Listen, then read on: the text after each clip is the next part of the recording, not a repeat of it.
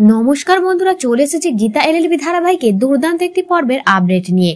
এবার হসপিটালে মৃত্যুর সাথে পাঞ্জা লড়ছে গণেশ গাঙ্গুলি। হ্যাঁ বন্ধুরা, আপনারা ঠিক এমনটাই দেখতে পাবেন গীতা এলএলবি ধারাবাহিকের আজকের পর্বতে। গীতার কাছে হঠাৎ করে ফোন আসে যে তার বাবার অ্যাক্সিডেন্ট হয়েছে।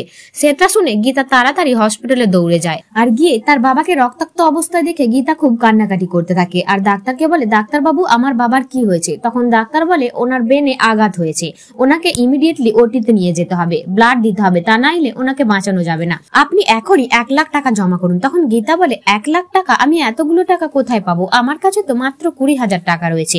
তখন স্বস্তিক বলে, গীতা তুমি চিন্তা করো না, টাকার ব্যবস্থা আমি করছি। কিন্তু গীতা বলে, না স্বস্তিক বাবু, আমার কারোর কোনো করুণার প্রয়োজন নেই, কারোর দয়া আমার লাগবে না, আমি মুখার্জি বাড়ির একটা টাকাও নেব না। এই বলে গীতা টাকার খোঁজে বেরিয়ে পড়ে। অন্যদিকে দেখা যায় মেহেক মুখার্জি বাড়িতে ফিরে যায় আর অগ্নিজিৎ মুখার্জির কাছে গিয়ে হাত জোর করে বলে, পাপা, অ্যাডভোকেট গীতা এলএলবির বাবা রক্তাক্ত অবস্থায় হসপিটালে পড়ে রয়েছে, ওনাকে অপারেশন করতে হবে আর তার জন্য আমার 1 লক্ষ টাকা লাগবে। তুমি আমাকে ওই টাকাটা দাও বাবা, তুমি আমায় যা বলবে আমি তাই করব, প্রয়োজনে আমি কৃপানকে বিয়ে করতে রাজি আছি। তখন অগ্নিজিৎ মুখার্জি মেহেককে বলে, তুমি বিয়ে করবে? মেহেক বলে, হ্যাঁ আমি বিয়ে করব।